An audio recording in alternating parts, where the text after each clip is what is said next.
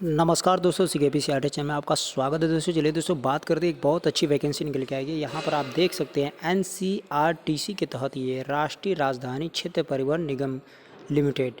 तो चलिए यहाँ पर हम बात कर लेते हैं वैकेंसी नोटिस के बारे में। तो 13/2025 की ये वैकेंसी है, ठीक है। ये आपका एडवर्टाइज नंबर अभी आप देख सकते हैं, ठीक है। चलिए आगे देख लेते हैं कब से ये फॉर्म स्टार्ट होगा और कब तक इसका लास्ट डेट रहेगा।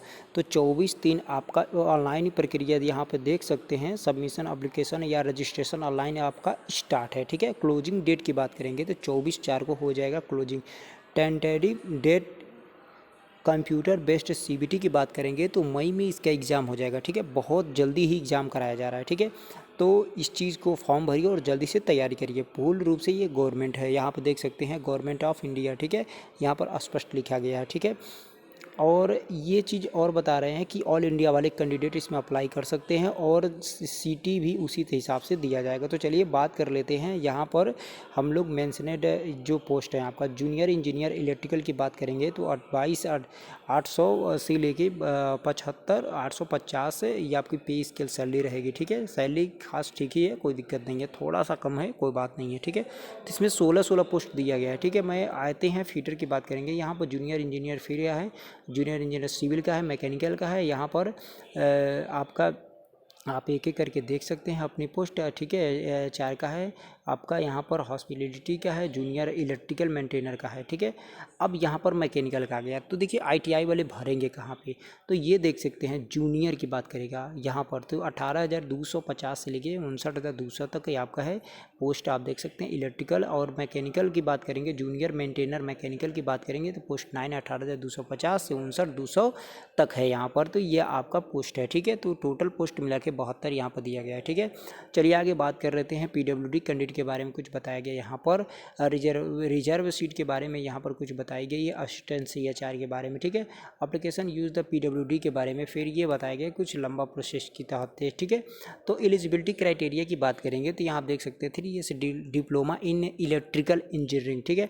तो मैं सीधे आपको आईटीआई के लेवल में लेके चलता हूँ। यहाँ पर आप देख सकते हैं, आपको सीधे नीचे आइए, ठीक है। यहाँ पर देख सकते हैं ITI SCVT NCBT certificate in electrician trade equivalent आपका होना चाहिए, या ITI SCVT NCBT certificate fitter trade equivalent होना चाहिए। तो ये दोनों चीज़ है आपका देख सकते हैं। और एज आपका 25 ईयर्स है, उसमें ओबीसी का छूट मिलेगा 3 साल, एसटी का मिलेगा 5 साल, और जनरल का आप देख सकते हैं, ठीक है। तो इन सब चीज़ों का यहाँ पर ब्यौरा बताया गया है। तो चलिए आगे देख लेते हैं और क्या है रजिस्ट्रेशन प्रोसेस के बारे में यहाँ पर बताया गया। कैंडिडेट ओबीसी और एससी एसटी के बारे में बताया गया है, ठीक है। अब क्राइटेरिया कुछ है तो ये एज रिलैक्सेशन आप देख सकते हैं यहाँ पर, तो 5 साल 3 साल यहाँ पर दिया गया है, ठीक है। तो चलिए आगे आप कैटेगरी की बात करेंगे तो यहाँ पर एज रजिस्ट्रेशन कैटेगरी फिर से दिया है, ठीक है।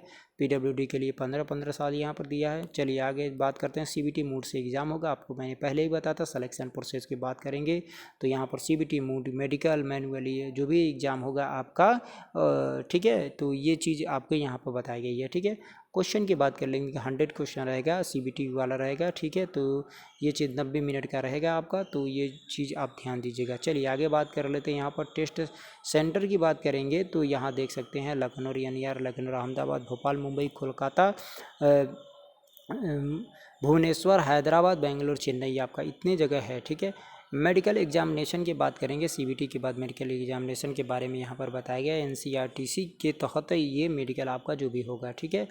आप यहाँ पर बॉन्ड की बात करेंगे तो अगर आप छोड़ के 1.5 ईयर्स के अंदर आते हैं, मतलब 1.5 साल के अंदर, तो आपको इतना पैसा 1,50,000 1.5 लाख रुपये आपको भरना पड़ेगा, अन्यथा आप रहते हैं। और यहाँ पर देखिए 2 years as per company policy के तहत आप रहेंगे, मतलब 2 साल प्रोविजनल पीरियड रहेगा, कोई दिक्कत नहीं है उसमें, ठीक है। जॉब लग जाएगी, सब कुछ ओके हो जाता है। पे इसके लिए यहाँ पर बताई गई है, तो आप देख सकते हैं किसका कितना है। आप NE3 में आएंगे, 18,250 के अंतर्गत में आएंगे, ठीक है। तो चलिए और देख लेते हैं। यहाँ पर डीबी वगैरह के बारे में बताया गया है। और ये पे ऑनलाइन की बात करेंगे तो ये आप देख सकते हैं यूआर और जनरल का 1,000 है यहाँ पर, ठीक है, जीएसटी वगैरह लेके। तो और चीज़ हाउ टू अप्लाई यहाँ पर बताया गया है कि इस साइट पे जाइए और अप्लाई करिए, ठीक है। किस किस तरह अप्लाई करना है, आईडी वगैरह डालना है, वो चीज़ देख लीजिएगा, ठीक है। स्टेप बाय फॉलो, आपका स्टेप क्लिक करके स्टेप बाय फॉलो ये स्टेप है, स्टेप को देख के अच्छे से समझ लीजिएगा। उस तरह से आप फॉर्म अप भर रख सकते हैं। कितने केबी का फोटोग्राफ जीपीजी किस तरह से चाहिए ये सब यहाँ पे प्रोसेस बताया गया है। चलिए आगे देख लेते हैं। इंपॉर्टेंट इंस्ट्रक्शन की बात करेंगे, कुछ खास इसमें है नहीं, ठीक है। तो चलिए कि इंस्ट्रक्शन पढ़ने के बाद बाकी चीज़ तो मैंने आपको क्लियर कर ही दिया है। और डिस्प्ले एंड मैकेनिकल का कोर्सेज जो भी हैं यहाँ पर बताई गई है, और इलेक्ट्रिकल का यहाँ पर बताई गई है, ठीक है।